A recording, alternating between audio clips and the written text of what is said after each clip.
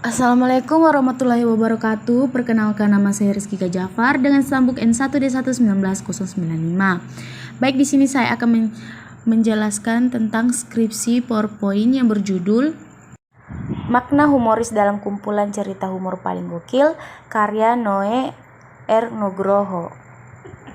Bab pertama yaitu latar belakang. Manusia menggunakan bahasa untuk berkomunikasi baik secara lisan maupun tertulis. Bahasa sebagai alat komunikasi memiliki dua komponen penting, yaitu bentuk dan makna yang dimiliki bahasa bersifat arbiter. Kegiatan berbahasa yang dilakukan manusia untuk berkomunikasi pada dasarnya merupakan kegiatan untuk mengekspresikan bentuk-bentuk atau lambang-lambang bahasa yang dimiliki makna atau referen pada lawan bicara. Definisi operasional yaitu semantik, makna, humor. Bab selanjutnya yaitu penelitian relevan. Berdasarkan sepengetahuan peneliti yang melakukan penelitian ini, belum ada penelitian terlebih dahulu yang berfokus pada judul makna humoris dalam kumpulan cerita humor paling gokil. Bahasa dan tutur. Bahasa adalah wahana komunikasi dan tutur adalah penggunaan wahana itu oleh seorang pada suatu kejadian tertentu. Pengertian semantik adalah ilmu tentang makna kata, pengetahuan mengenai seluk-beluk dan pergeseran arti kata-kata. Pengertian makna. Makna adalah sesuatu yang berkaitan dengan maksud pembicara atau penulis.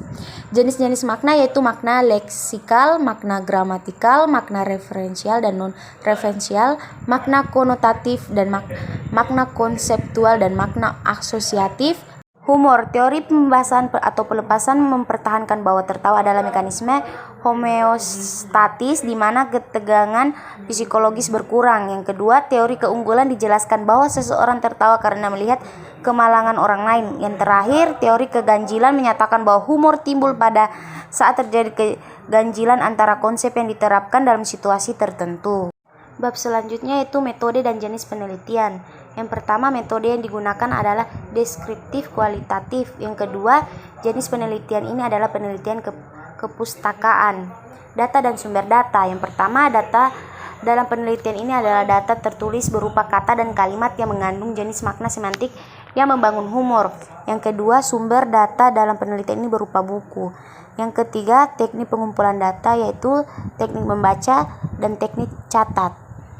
Teknik analisis data. Yang pertama, reduksi data berarti merangkum. Yang kedua, penyajian data dalam bentuk uraian singkat.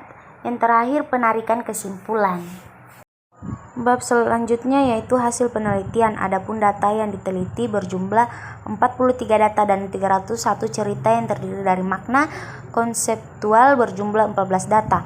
Makna referensial berjumlah 11 data, makna asosiatif berjumlah 3 data, makna istilah berjumlah 6 data, dan makna efektif berjumlah 10 data. Pembahasan. Yang pertama, makna konseptual yang membangun humor pada kumpulan cerita humor paling gokil, karya Noe R. Nugroho. Makna referensial yang membangun humor pada kumpulan cerita humor paling gokil, karya Noe R. Nugroho. Yang ketiga, makna asosiatif yang membangun humor pada kumpulan cerita humor paling gokil. Yang keempat, makna istilah yang membangun humor pada kumpulan cerita humor paling gokil. Dan yang terakhir yaitu makna afektif yang membangun humor pada kumpulan cerita humor paling gokil. Bab terakhir yaitu kesimpulan. Berdasarkan hasil penelitian mengenai jenis makna semantik yang membangun humor dalam kumpulan cerita humor paling gokil, karya Noe R. Nugroho, maka dapat disimpulkan beberapa hal ini sebagai berikut. Jenis makna semantik yang ditemukan berjumlah 5 jenis makna yang terdiri dari makna konseptual, makna referensial, makna asosiatif, makna istilah, dan makna afektif. Sekian dari saya, apabila ada salah kata mohon dimaafkan. Wassalamualaikum warahmatullahi wabarakatuh.